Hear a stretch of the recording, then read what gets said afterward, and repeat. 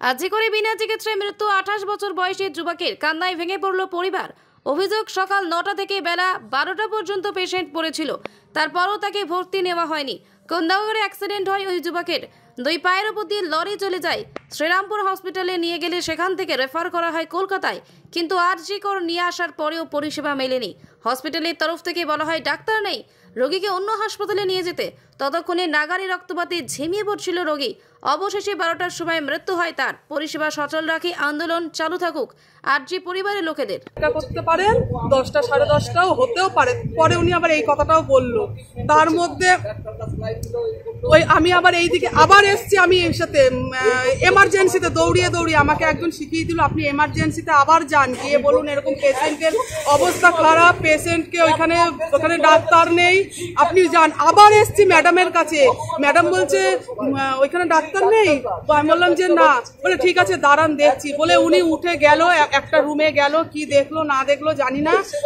Madam এসে বলছে এখানেও তো কোনো ডাক্তার নেই, কি করা যায় বলুন। কিছুক্ষণ থাকার পরে ডাক্তার কি করলো, তখন ওই পায়ের মধ্যে ব্যান্ডেজ করলো। তখন ব্যান্ডেজ করলো, ব্যান্ডেজ করার পরে আমাকে বলছে যে কেউ হতে পারে না, ওটা কম্পাউন্ডার যারা এক্সরে ওইখানে গেছি, ওটাকে কি বলে যাই হোক আমি ভুলে যাচ্ছি, এখন বলতে পারছি না। ওইখানে কাগজটা বের করতে গেছি, আমি কাগজটা বের করে জেরক্স করব, করে আমি এক্সরে রুমে নিয়ে আসবো।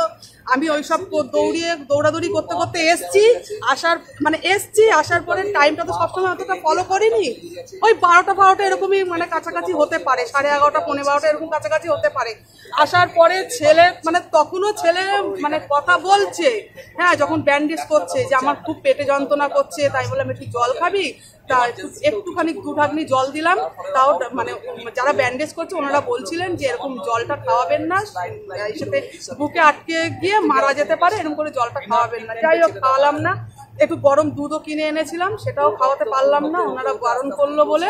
তার ডাক্তারি পরিষেবায় নিয়ে আমরা যখন ডাক্তারের কাছে যাই, তা প্রথমে বলছে যে এখানে কোনো ডাক্তার নেই, তার জন্য কোনো পরিষেবা দেওয়া যাবে না, আপনারা পারলে অন্য কোনো জায়গায় নিয়ে যান, সেখানে বলুন। আউটডোরে দেখানো হলো, আউটডোরে দেখানোর পরে সামান্য স্লাইন এইসব করলো, বললো এরপরে আর আমাদের কিছু করার নেই, কোনো ডাক্তার নেই। এরকম পড়ে থাকতে থাকতে আস্তে আস্তে সে মারা যায়, কোনো ট্রিটমেন্টই আর করা হচ্ছে যে পরিষেবা পায়নি, ডাক্তার পায়নি। আউটডোরে ঘোরানো হয়েছে একবার, এমার্জেন্সিতে ঘোরানো হয়েছে একবার, কিন্তু 12টা অব্দি এরকম করে শুধুমাত্র নাকি একটু ব্যান্ডেজ করা ছিল, কোনো কম্পাউন্ডার হয়তো করেছিলেন, ডাক্তার নন। না, অ্যাকচুয়ালি একজন পেশেন্ট, আমি নাম করছি না, he got admitted around 8:40 AM, referred patient ছিল, if I am not that wrong. তারপর আমাদের এখানে total team of surgeon and orthopaedics took care of him, এবং আমাদের পেশেন্টের অনেক রকম এক্সরে করা হয়, including the legs, full legs, তার সঙ্গে আমরা প্যাটেলা ফ্র্যাকচার্স কিছু ছিল, ওখানে বোথ লেগস ফ্র্যাকচার্স ছিল, সঙ্গে ফুট কিছু এক্সরেস করা হয়। পেশেন্ট ওয়াজ ইন হাইপোভোলামিক শক। পরবর্তীকালে পেশেন্টকে রিসাসিট করা হয়, প্রথমে হিমোডাইনামিক স্টেবল করা হয়। তার সঙ্গে আমাদের জন্য নর্মাল ট্রিটমেন্ট প্রোটোকলস লাইক টেটনাস, সেপ্রাক্সিন, যেগুলো করার সমস্ত পেশেন্ট পেয়েছেন।